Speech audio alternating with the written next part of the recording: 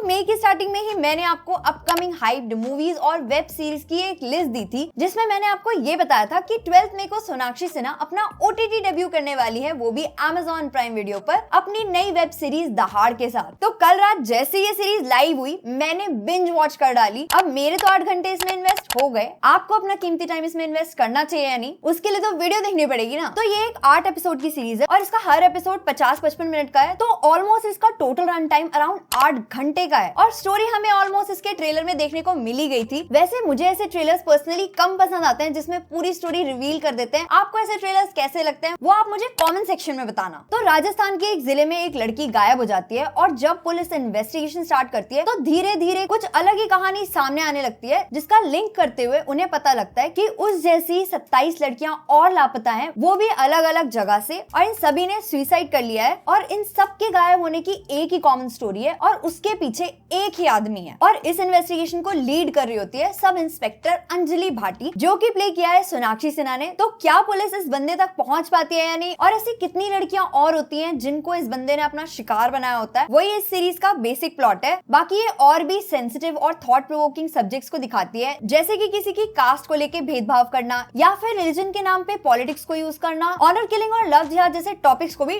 Touch करती है। और ये सीरीज स्टार्ट तो एक स्लो पेस से होती है, लेकिन धीरे धीरे इसका पेस बढ़ता है और ये 3rd एपिसोड से इंगेजिंग होती चली जाती है और इसे इंगेजिंग बनाती है इसकी कास्ट की परफॉर्मेंसेस। तो ये सोनाक्षी सिन्हा का OTT डेब्यू है और इसमें उनकी परफॉर्मेंस को मैं उनके करियर की 2nd बेस्ट परफॉर्मेंस कह सकती हूँ। आफ्टर लुटेरा एज अ मेन लीड उन्होंने अपने कैरेक्टर को जिस तरीके से प्रेजेंट किया है वो काम तो करता है, बट गुलशन देवैया, विजय वर्मा और सोहम शाह जैसे कास्ट के बीच में उनको आउटशाइन करती हुई नहीं दिखी। जिसने लिटरली सबको आउटशाइन किया है वो है विजय वर्मा। इस सीरीज के तो स्टार है वो। उनके कैरेक्टर आनंद से आप जितनी नफरत करोगे ना, समझ लेना कि बंदे ने उतना ही ज्यादा एक्टिंग में फोड़ा है और इसीलिए उनकी परफॉर्मेंस माइंड ब्लोइंग है। और सिमिलरली गुलशन देवैया, इतनी पोटेंशियल है बंदे में, फिर भी बॉलीवुड में अंडररेटेड है।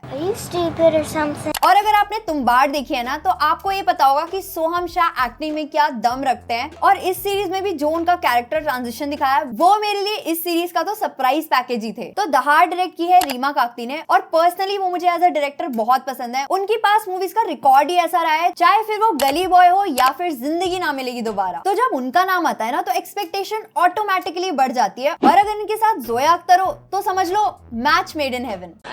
Okay, I see what you did there. पर सैडली ये इनकी जोड़ी का बेस्ट प्रोडक्ट नहीं है। हाँ, इस सीरीज की सिनेमाटोग्राफी अच्छी है, पर मुझे ऐसा फील हुआ कि थोड़ा सा और दिखा सकते थे राजस्थान को, जिससे ऑडियंस और ज्यादा कनेक्ट करती, तो वो थोड़ा सा मिसिंग था। सेम इसका बैकग्राउंड भी मुझे ओके लगा, थोड़ा और इम्प्रूव कर सकते थे, जो हर सिचुएशन को ना थोड़ा और इंटेंस बना देता, कंसिडरिंग कि ये क्राइम थ्रिलर सीरीज है। पर इसके डायलॉग्स मुझे बहुत अच्छे लगे, बहुत से सोशल इश्यूज को टारगेट करते हैं और आपकी सोच पे भी इम्पैक्ट डालते हैं। जैसे कि एक सीन है जहाँ पे सोनाक्षी सिन्हा का कैरेक्टर जो है वो कास्ट डिस्क्रिमिनेशन से एकदम पक जाती है, तो वो ये बोलती है कि अगर इंसाफ की भी जाति पूछ लो ना तो वो भी ऊंची जाति का ही निकलेगा। तो हार्ड हिटिंग डायलॉग्स हैं। तो ओवरऑल मुझे इस सीरीज में इसकी कास्टिंग और उस कास्ट की परफॉर्मेंसेस बहुत सही लगी और हर एक कैरेक्टर को जो बिल्ड किया है वो आपको एज एन ऑडियंस उस कैरेक्टर से रिलेट कराता है और कनेक्ट करता है, जो कि बढ़िया था। और स्पेशली इसका 3rd से लेके 6th एपिसोड जो था ना, उसमें तो मेरी आंखें एक सेकंड के लिए भी नहीं झपकी। और उसी में एक इतना ब्यूटीफुल और पावरफुल सीन है जब गुलशन देवैया का कैरेक्टर अपने बेटे को कंसेंशुअल रिलेशनशिप्स के बारे में इतने मैच्योर, इतने प्यारे तरीके से बताता है। मतलब वो सीन मुझे इस सीरीज का बेस्ट सीन लगा। पर कुछ चीजें ऐसी भी थी जो मुझे इस सीरीज में नहीं पसंद आई।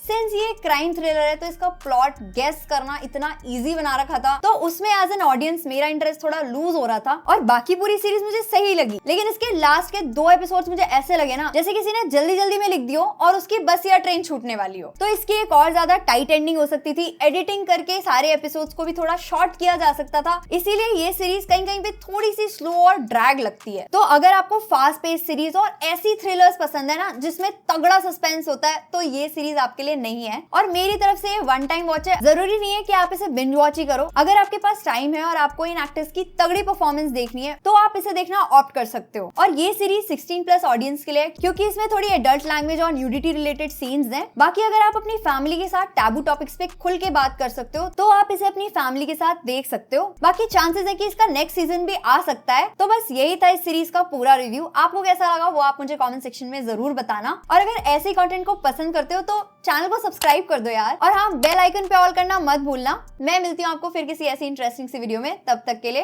Good bye.